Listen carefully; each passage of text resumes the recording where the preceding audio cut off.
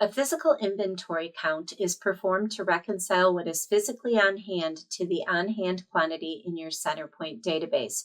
Prior to starting a physical inventory, you want to make sure that any outstanding transactions have been entered into CenterPoint, such as purchase orders that have been received and sales orders filed. The first step in beginning the physical inventory process is to create a physical inventory count file. And we're going to do that by going to Processes, Inventory, and Physical Inventory Counts. We'll click New to start a new count, and we're going to give it a name. I'm going to call mine my October 2024 Colorado Store inventory sheet or inventory count.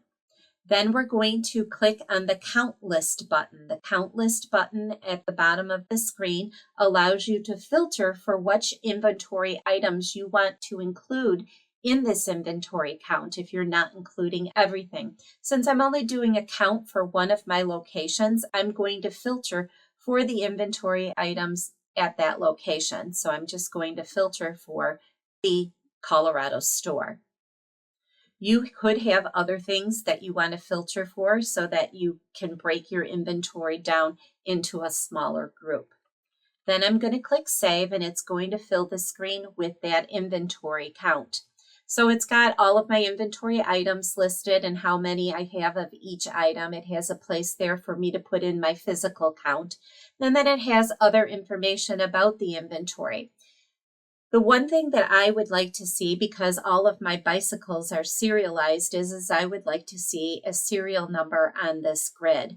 So you could right-click on the screen and go to Add Remove Columns and add any columns that you'd like to see. So there is extra information here that you might add. So I'm going to add my serial number, but when I created my serialized definition, I also said I wanted to track the size and the color of these bicycles. So I'm going to add the serial number extra info 1 and extra info 2 so that I can see that information on the screen.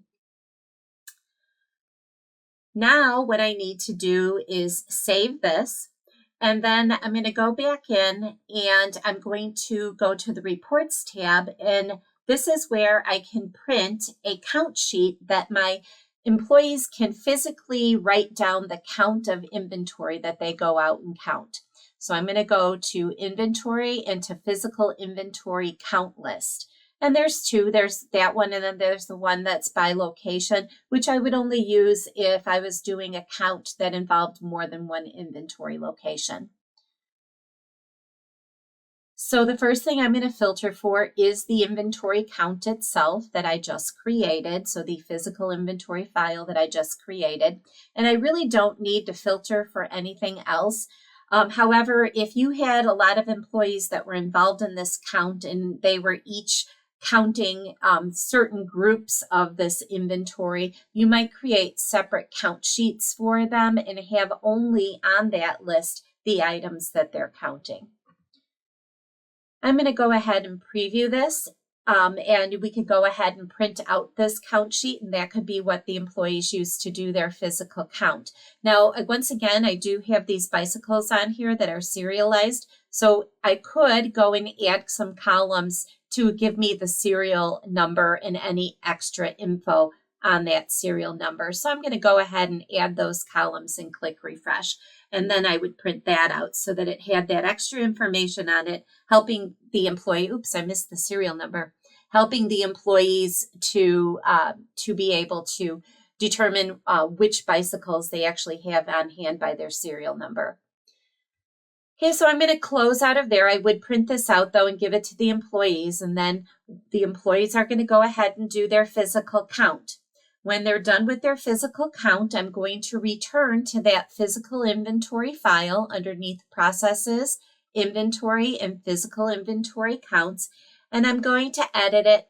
And this is where we're going to put into the counted quantity column all of the counts that came back from that physical inventory count.